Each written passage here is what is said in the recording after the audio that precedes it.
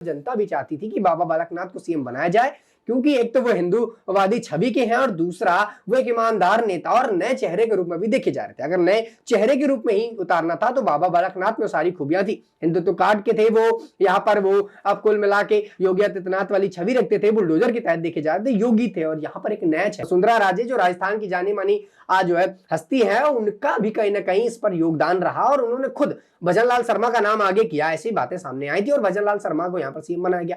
तो इनके लिए कोई ना कोई बड़ा पद यहाँ पर भारतीय जनता पार्टी ने इंतजाम किया।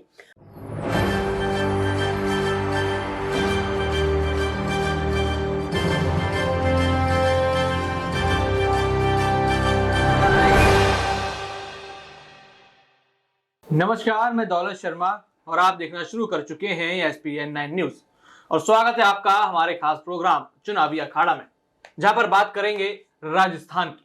राजस्थान में जब से चुनावों का ऐलान हुआ था तभी से वहां की सियासत गर्मा गई थी। सबसे पहले बात करें भारतीय जनता पार्टी की, तो वहां पर लगातार ये कयास लगाए जा रहे थे कि यहाँ पर वसुंधरा राजे ही यहाँ पर भावी सीएम होंगी और उनका ही चेहरा यहाँ पर बीजेपी चुनाव में उतारेगी।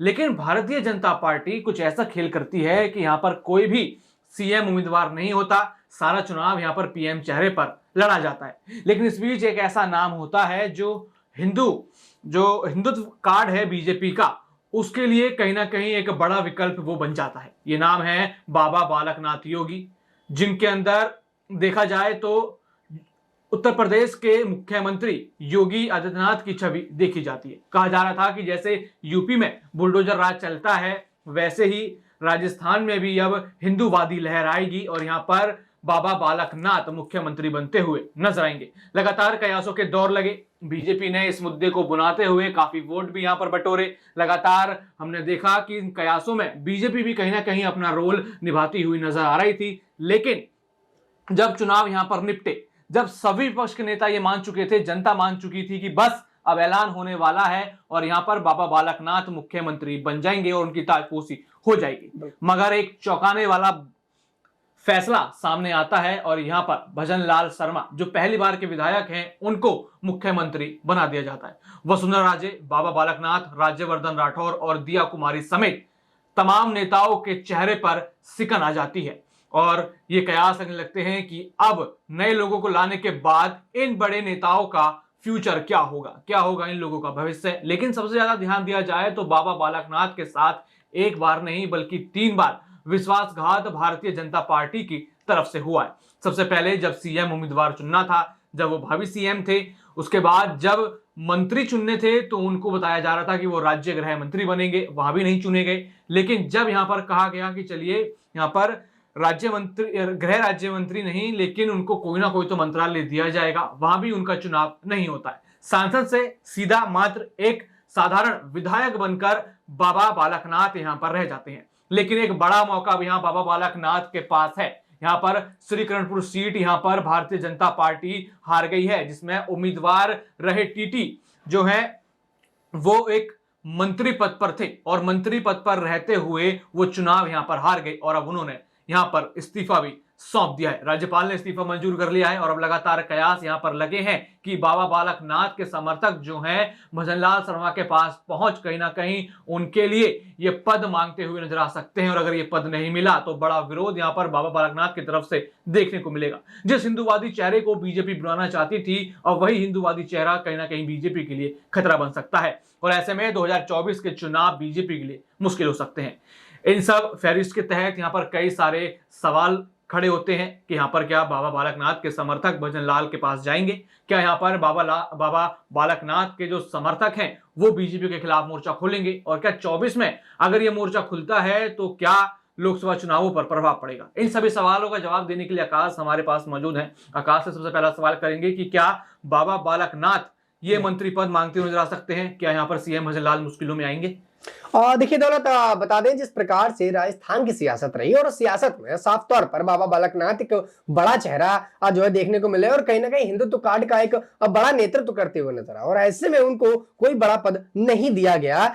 ऐसे में कई बार खुद बाबा बालकनाथ ये बोलते हुए नजर आए थे कि उनको कोई बड़ा पद मिले ना मिले, उन्हें मुख्यमंत्री बनाया जाए, चाहे वो साधारण विधेयक बने रहे, वो यहाँ पर सांसद बने रहे, उन्हें कोई फर्क नहीं पड़ता। वो भारतीय जनता पार्टी और देश सेवा के लिए आए है, वो पार्टी के साथ रहकर देश सेवा करना चाहते हैं। तो मुझे नहीं लगता कि वो ऐसा जो है मोर्चा खोलते हुए नजर आएंगे या किसी प्रकार से पार्टी से बगावत कर सकते हैं। हालांकि अगर कुछ ऐसा होता है तो ये भारतीय जनता पार्टी के लिए काफी ज्यादा सोचनीय होगा, क्योंकि भारतीय जनता पार्टी अपने पुराने नेताओं को कहीं ना कहीं खोती हुई नजर आए। आप अगर मध्य प्रदेश की बात करें तो शिवराज सिंह चौहान भी यहां पर खोते हुए नजर आए और ये कहा गया कि शिवराज सिंह चौहान ने पार्टी के लिए क्या कुछ नहीं किया और अंत में उनको यहां पर सीएम पद से हटा दिया जाता है, यहां पर किसी और को बैठाया जाता है। तो ये कई बड़े सवाल खड़े करता है। हालांकि बाबा बालकनाथ राजस्थान की सियासत पर बड़ा चेहरा थे, वसुंधरा राजे की तरह, और बाबा बालकनाथ को अगर मुख्यमंत्री बनाया जाता तो योगी आदित्यनाथ जो कि उत्तर प्रदेश के हमारे मुख्यमंत्री हैं, उनकी छवि के रूप में बुलडोजर के तहत यहां पर भी कारनामे देखने को मिले जा सकते थे, भ्रष्टाचार पर कमी आ सकती थी और ऐसा कहा जा रहा था, जनता का भी मानना था।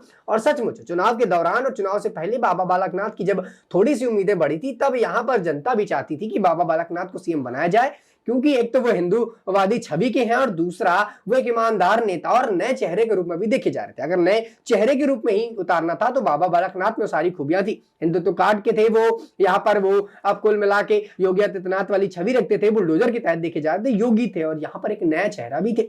तो भारतीय जनता पार्टी ने अगर उनको यहाँ पर हटाया है तो शायद कोई चूक की है, लेकिन मुझे ऐसा नहीं लगता कि बाबा बालकनाथ यहाँ पर पार्टी के खिलाफ जाएंगे, क्योंकि वो खुद ये बोलते हुए नजर आए कई बार कि वो पार्टी के साथ रहकर देश सेवा करना चाहते हैं। तो मुझे नहीं लगता कि 24 के चुनाव में ऐसा कुछ हो सकता है।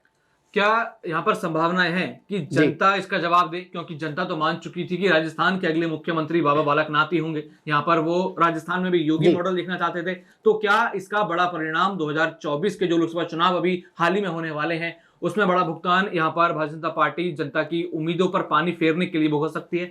हाँ बिल्कुल दौलत, देखिए भारतीय जनता पार्टी ने अपना पूरा खेमा तैयार कर लिया है 2024 के चुनाव के लिए। सारे ही कार्ड वो खेलना चाहती है। देखिए एक तरफ राम मंदिर का मुद्दा है जिसको लेकर भारतीय जनता पार्टी पूरी तरह से सशक्त होती हुई नजर आ रही। विपक्षी पार्टी के नेताओं का कहना है कि भारतीय जनता पार्टी राम मंदिर के नाम पर वोट बटोरना चाहती है। हालांकि ये एक धार्मिक मुद्दा है, उस पर कोई प्रतिक्रिया देना मुझे नहीं लगता कि ठीक रहेगा, वो धार्मिक मुद्दा है। लेकिन दूसरी तरफ यहां पर विपक्षी पार्टी के नेता जो बयानबाजी कर रहे हैं वो ये बताता है कि यहां पर भारतीय जनता पार्टी कहीं कोई चूक कर रही है, क्योंकि भारतीय जनता पार्टी अपने पुराने नेताओं को दरकिनार कर रही है जो वोट बटोरने का एक बेहतर साधन है। चुनाव के दौरान बाबा बालकनाथ एक बेहतर चेहरा बनकर आए, लोगों की पहली पसंद बने, तो वही विधायकों की पहली पसंद वसुंधरा राजे भी बनी थी। लेकिन जनता जिसके साथ कुर्सी उसके साथ, ये साफ तौर पर देखने को मिला है। आप चाहे इससे पहले के चुनाव देखिए, जब भी मोदी लहर आई, कुर्सी मोदी के हाथ में आई, भारतीय जनता पार्टी ने अपनी अच्छी खासी जीत दर्ज की। लेकिन इस बार भारतीय जनता पार्टी और जनता की बात करें तो दोनों का रुख थोड़ा सा अलग होता हुआ नजर आ रहा है। यहाँ पर जनता जो है बाबा बालकनाथ के साथ जाती है। अगर बाबा बालकनाथ यहाँ पर 24 के चुनाव से पहले अपने थोड़े से कुछ बगावती तेवर दिखाते हैं या थोड़ा रंग बदलते हैं तो यहाँ पर भारतीय जनता पार्टी को घाटा होगा, क्योंकि जनता की पसंद तो यहाँ पर बाबा बालकनाथ है और जनता अपने नेता को चुनना चाहेगी। और अगर नेता ही उनका अपनी ही पार्टी से या जिस प्रकार से चुनाव हो रहे हैं उसमें कहीं ना कोई कुछ अपना जो है तेवर दिखाता है तो ये पार्टी के लिए भी नुकसानदायक है और उस नेता के लिए भी है, क्योंकि वो आपके साथ जुड़े और ऐसे में वो नेता अगर हटता है तो किस पार्टी में जाएगा और किसी अन्य पार्टी पर जाकर शामिल होता है तो जनता उनके साथ जाती है। तो ये दोनों ही पार्टियों के लिए कहीं ना कहीं जो है कॉम्प्लिकेटेड माहौल खड़ा करता है चुनाव के दायरे। हालांकि अभी तक इस पर कोई प्रतिक्रिया बाबा बालकनाथ की तरफ से नहीं। अगर चुनाव के दौरान ये होता है तो वाकई में भारतीय जनता पार्टी को यहाँ पर कई बड़ी मुश्किलों का सामना करना पड़ सकता है 24 के चुनाव के लिए। एक आखिरी सवाल यहाँ पर रहेगा, क्या 2024 से पहले 2023 के इन 5 राज्यों में विधानसभा चुनाव हुए उसमें पीएम फेस उतरे, यानी सीएम फेस नहीं उतरे बल्कि प्रधानमंत्री नरेंद्र मोदी खुद अपना चेहरा लेकर उतरते हैं, 3 राज्य जीत लेते हैं और ऐसे में 3 बड़े नेता दरकिनार हो जाते हैं। और राजस्थान के और भी कई सारे ऐसे नेता हैं जो दरकिनार होते हैं, मध्य प्रदेश के कई सारे ऐसे नेता जिनको सांसद के तौर पर वापस विधायक चुनाव लड़ाया जाता है और बस एक नॉर्मल विधायक बनाकर छोड़ दिया जाता है। तो क्या ऐसा लगता है कि ये फैसले कहीं ना कहीं भाजपा के विरुद्ध यहाँ पर जा सकते हैं, या फिर ये नाराज नेता कोई बड़ा फैसला यहाँ पर लोकसभा चुनाव से पहले अपनी ही पार्टी के खिलाफ उठा सकते हैं? बिल्कुल, देखिए दौलत, यहाँ पर मैं आपको बता दूं कि जिस तरीके से भारतीय जनता पार्टी ने पूरे काम किए, लेकिन भारतीय जनता पार्टी ने जब अपने पुराने नेताओं को हटाया, बड़े नेताओं को शामिल किया, तो यहाँ एक कयास ये लगाया गया और कहीं ना कहीं संभावनाएं थी कि इन पुराने नेताओं को कोई ना कोई पद जरूर दिया जाएगा, केंद्र के चुनाव के बाद दिए जाए या उससे कुछ वक्त पहले दिए जाए, क्योंकि यहाँ पर भारतीय जनता पार्टी अपने पुराने नेताओं का जो खेमा है जिससे जो जनता का जुड़ाव वो खोना नहीं चाहती और इसीलिए भारतीय जनता पार्टी यहाँ पर वो कई बार कयास देखने को मिले, कई बार उनकी बातों से झलकता नजर आया कि इन सभी नेताओं को कोई बड़ा न पद दिया जाएगा। क्योंकि अगर बात शिवराज सिंह चौहान की करें तो उनकी वजह से कहीं ना कहीं भारतीय जनता पार्टी मध्य प्रदेश में चुनाव जीती, इसमें कोई दो राय नहीं और ये कई बार साबित होता हुआ नजर आया। वसुंधरा राजे जो राजस्थान की जानी मानी आज जो है हस्ती है, उनका भी कहीं ना कहीं इस पर योगदान रहा और उन्होंने खुद भजनलाल शर्मा का नाम आगे किया, ऐसी बातें सामने आई थी और भजनलाल शर्मा को यहाँ पर सीएम बनाया गया। तो इनके लिए कोई ना कोई बड़ा पद यहाँ पर भारतीय जनता पार्टी ने इंतजाम किया, और अगर भारतीय जनता पार्टी ने वो इंतजाम नहीं किए हैं और अगर यहाँ पर वो नेता थोड़ा भी यहाँ पर तेवर दिखाते हैं तो भारतीय जनता पार्टी को लो मुश्किलें और ज्यादा बढ़ेंगी, क्योंकि भारतीय जनता पार्टी पुराने नेताओं को खोना नहीं चाहती और इसके लिए कुछ ना कुछ वो प्रयास जरूर करेगी और ऐसे में उनके लिए कोई ना कोई बड़ा पद इंतजार जरूर कर रहा होगा। बिल्कुल, यहाँ पर कहा जा रहा है कि नाराज नेताओं के लिए कोई बड़ा पद यहाँ पर इंतजार कर रहा है। लेकिन राजस्थान में एक सीट के साथ कहीं ना कहीं कांग्रेस की स्थिति सुधरी है, लेकिन 115 की बहुमत के बाद भी चिंता यही बनी हुई है कि नाराज नेता कहीं राजस्थान में हड़कंप ना मचा दे, कहीं बाबा बालकनाथ के समर्थक सड़कों पर ना आ जाएं। लगातार ये चिंता कहीं ना कहीं भाजपा के साथ बनी हुई है। तो देखना होगा कि ये दरकिनार करना और इस तरीके से एक जो भावी उम्मीदवार थे सीएम के, उनको एक विधायक बनाकर छोड़ देना कितना नुकसान भारतीय जनता पार्टी के लिए करता है। बाकी और भी ऐसी खबरें जानने के लिए देखते रहिए SPN9 न्यूज। धन्यवाद।